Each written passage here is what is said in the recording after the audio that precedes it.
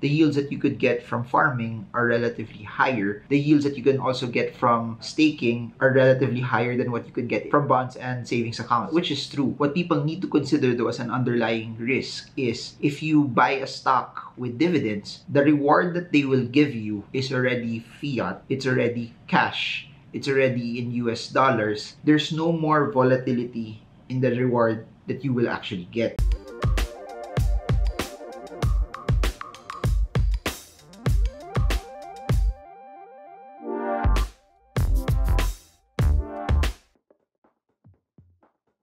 Hey guys, so if you've followed me for quite some time and you've been following me when I've been talking about the stock market, I've always talked about dividend investing as a very, very good form of passive income. I'd always talk about dividend investing as a way for you that if you buy a stock, regardless if it's a common stock or a preferred share, you get to take part of the dividends that they're actually giving. The main difference for preferred shares is that at the end of the period, once they return the money back to you, you almost get the same amount as what you've invested with the dividends that you got in between, versus common shares that if the company is really good and the dividends are increasing, there's a big chance that it's not just your yield that's increasing over a period of time, but also the value of the stock that you bought. Now that I've been talking about the cryptocurrency market a lot, there's been a lot of comparisons between staking versus dividend investing because they give you passive returns. If you look at the fundamental and underlying principle behind those two, they're totally different, primarily because for dividends, you get a piece of the revenue of the company in form of dividends. As the company produces more, gets more clients, expands, and they still have a portion of the revenue that's not used or that's left over, those are shared and given to all of the investors. Now, that being said, staking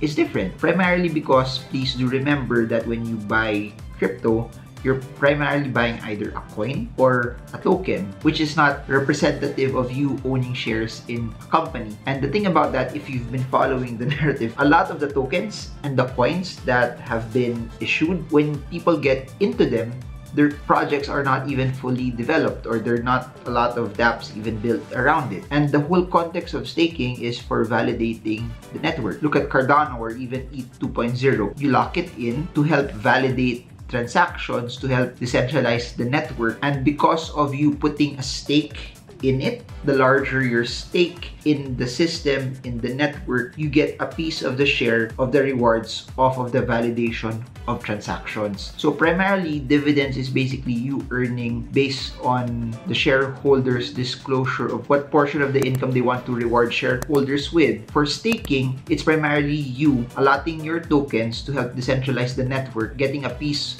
of the transaction fees that are rewarded to the token holders. And when you also look at it from a yield farming perspective, or if you provide liquidity, you get to earn in a decentralized finance type of way. More people are putting money in a liquidity pool, more trades are happening there. You get a share of the transactions as well. You put your money into a certain pool and then you get a reward attached to it. In essence, if you're looking at the way investors could earn, it may look the same at face value, that you get a passive rate of return from each, because for dividends, as long as you're holding on to your stock, you get rewarded by the dividends. For staking, farming, providing liquidity, as long as you leave it, lock it in, you also get rewarded. And the argument is it's not the same, because the yields that you could get from farming are relatively higher. The yields that you can also get from staking are relatively higher than what you could get from bonds and savings accounts, which is true. What people need to consider though as an underlying risk is if you buy a stock with dividends, the reward that they will give you is already fiat, it's already cash, it's already in US dollars. There's no more volatility in the reward that you will actually get. However, for crypto, if you're staking it, the token or the coin, which is the reward from your staking, there's a chance that it suffers volatility. And the problem is also for some yield farming protocols, DeFi protocols, especially for the ones that are not as relevant. I think what needs to be considered is if the project that you're getting into will reward you with their own native token and the project does not survive, no matter how high the APY is, no matter how high the rate of return that you will get, but if the token that's given to you as a reward won't have any value, then it won't be as good for you also. In terms of passive income, dividend investing will give you a safer rate of return, primarily because the reward is already stable. It's already something that's not as volatile, versus for yield farming, the reward may be in a token that may not have any value 5 years from now. In the same way, the tokens that are relevant, L1 tokens that are used for proof of stake, those are relatively safer.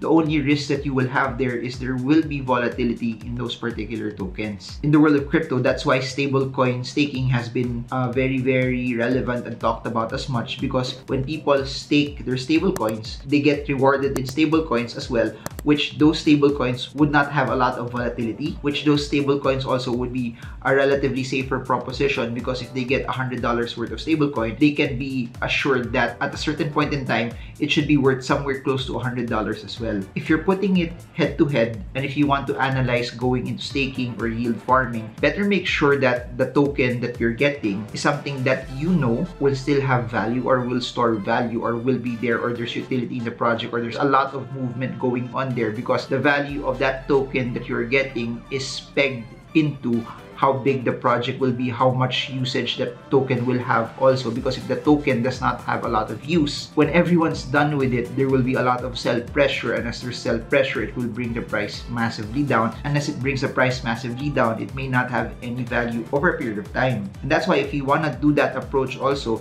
you might also want to consider swapping it into a token or a coin that will hold value. It could even be back to a stable coin, or it could be back to Bitcoin. So fundamentally, dividend investing, staking, and yield farming will give you a passive rate of return, but the main mechanism on how they're operated, dividends comes from income, staking comes from you validating the network. If you're providing liquidity, injecting your coins to the liquidity provider, you earn off of the transactions that people make in decentralized finance. They may look the same in terms of getting the passive revenue, but how they arrive with the passive revenue is different. Again, if you want to secure your capital, it would be good to park it into something that will give you lesser volatility in terms of passive returns. Or if you still want to hold on to the token, that's the reward, you better make sure that token has a lot of utility, a lot of use, and will be very, very relevant. So there, if you guys have any questions, feel free to put it in the comment section below. I'm having an Investment 101 Masterclass happening this March 2021. It will be a 6-week course where we talk about bonds, stocks, REITs,